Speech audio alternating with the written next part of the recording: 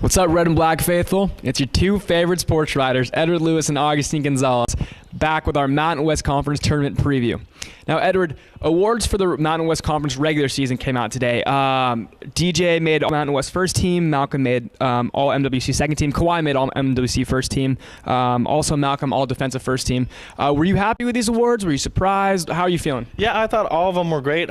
We were preparing to produce this MWC Tournament Preview, and we were talking about, all right, we're going to have to, pull some swings. We're going to start punching. But honestly, they were all great picks. The only one you could argue was Sixth Man of the Year went to Horning of Colorado State, when I really thought James Rahan was going to win that hands down. He averaged 8 points per game, and when Tapley went down, he was clearly the guy off the bench that did the most. But yeah, I'm happy for DJ Gay. He finally gets the recognition he deserves. And they talked a lot about in the press conference that, well, DJ, you don't have the stats, but you finally got it. And Fisher was like, that's great.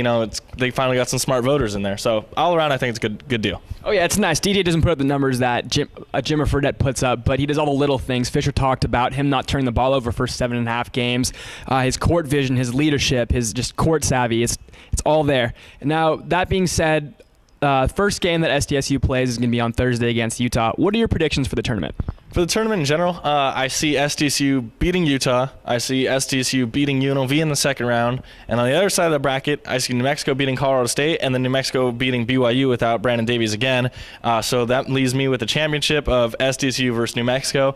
And that, to me, screams who's hungrier. And I'm going to take New Mexico to beat San Diego State, because New Mexico will be hungrier if that matchup happens.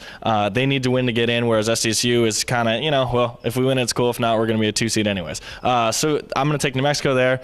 And for my MVP of the tournament, if my whole situation plays out, I'm going to take Drew Gordon to be the MVP, with the head nod to DJ Gay, because he's likely going to play 40-40-40 for 3 straight games, back-to-back nights. Yeah, so it's going to be wild. So if that all plays out, that's the way I think it's going to happen. Okay, now I got a little bit of a different scenario going. I say SDSU goes past Utah, goes past UNLV on their home court, makes it to the finals. I say Colorado State loses to New Mexico. New Mexico plays BYU. I think BYU beats New Mexico. I know New Mexico beat them twice, but the first game was at the Pit. That's a really, really difficult place to play, as we both know.